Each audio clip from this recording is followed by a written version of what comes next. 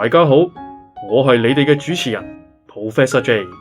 雖然歷史旅程長路漫漫，但你哋唔使擔心，我會穿越時空，有時候仲會變裝一下，同其他歷史人物一齊，為你哋講解每一課嘅歷史發展脈絡。而喺呢一刻呢，我要變成 Dr. J 先。事不宜遲，即刻展開我哋嘅歷史旅程啦！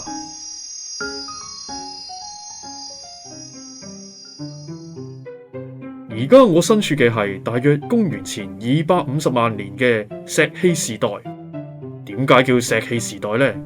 因為當時嘅人用呢啲石頭整咗好多工具，就係咁簡單啊！哎呀，你做乜攞咗我奇異果啊？我咯，古人類都係人，都要食飯噶。但係我都冇話俾你食。如果摘唔夠野果，我哋仲會用石斧、石矛等等嘅工具嚟打獵填土添啊！咦？嗰個人對住啲魚念念有詞咁喎，莫非佢識同海洋生物溝通嘅？我都想佢有 Aquaman 咁勁啊！我哋想食魚，但係又唔識捉喎。佢咪試下叫啲魚跳上岸俾我哋食咯，不過仲未成功過啫。哎呀，居然喺我面前睇有台嘅人，但係我得咗啦，我識生火啦！哇，真嘅？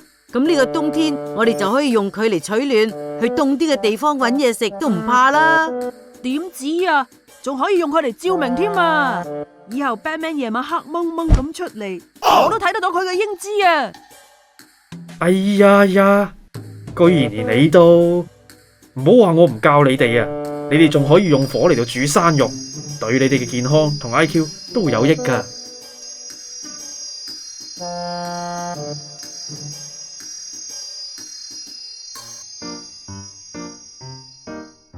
而家我嚟到約公元前1萬年嘅時空，雖然仲係石器時代，但係呢度嘅人同頭先舊石器時代嘅人嘅生活模式已經有咗明顯嘅轉變，所以歷史學家稱呢個時候為新石器時代。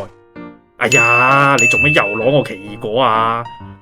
新石器時代嘅人唔使再靠採摘野果為生噶啦噃。想食咯，雖然我哋而家識得種農作物食，但古人類都係人，都想換下口味，種下新嘢噶。有追求先有進步噶嘛。話時話，呢個果實係點種出嚟噶？種嘢唔係我專長，而且我都冇話俾你食。喂，睇嚟你係來者不善喎。你知唔知我身後有幾多人啊？係一村人啊！自從我開始喺呢度種嘢，好多人都嚟咗呢度定居，搭屋耕田，越聚越多人。除咗佢哋，我仲可以出動野豬、野牛、野雞嚟教訓你。老公啊，都話咗啲豬牛羊係用嚟畜養，唔係用嚟打交噶咯。如果今年收成唔好，我哋要劏佢哋嚟食噶。咦？呢位太太，你件陶器手工唔錯噃，仲有花紋裝飾添，真係有藝術天分嘅啫。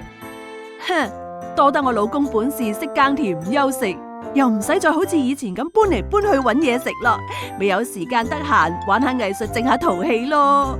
老婆，你咪咁謙虛啦！你對巧手仲幫我將啲石器工具打磨到要鋒利有鋒利，要光滑有光滑，又聰明諗到畫啲簡單嘅符號同我溝通，簡直係我心目中嘅 Wonder Woman 啊！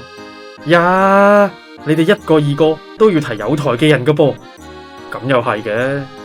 人類大約要到公元前4000年先發現金屬同埋識冶煉鐵，慢慢步入金屬時代。你哋呢代人無緣見到萬人迷 Iron Man， 真係可惜啦。金屬係咩嚟噶？你唔好走啊！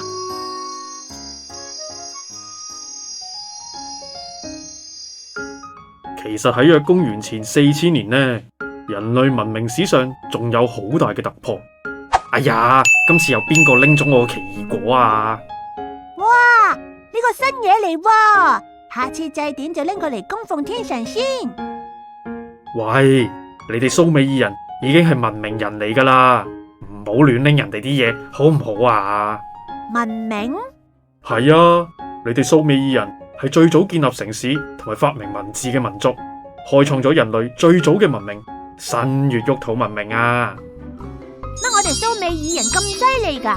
我哋都係因為祖先開始耕田之後，聚居嘅人越嚟越多，先慢慢由一條村發展到一個城市。我哋畫啲符號又個個畫工唔一樣喎，我哋咪將佢哋整得有系統啲，整套文字出嚟咯。原來咁就係文明啦。有城市同文字，只係界定係咪文明社會嘅必要條件。你哋蘇美爾人仲識唔少科學，又建立咗政府管治，仲有頭先你話你哋會供奉天神，有宗教信仰，都係文明社會嘅特徵嚟嘅。哇，咁聽落我哋蘇美爾人咪簡直係 Superman？點解有台個個角色都有個名字㗎？我淨係出到一嚿鐵。其實 Super 嘅唔止係蘇美爾人㗎。歷史上有4大古代文明，除咗佢哋嘅新月沃土文明，尼羅河、印度河同埋黃河流域嘅民族，後嚟都發展出燦爛嘅古文明。呢4個文明都係發源於河谷，隨後亦沿住河流傳播到更遠嘅地方。後世嘅人就喺呢啲珍貴遺產上追求更多，推動文明不斷進步，卒之發展成今日我哋咁先進嘅現代文明社會啦。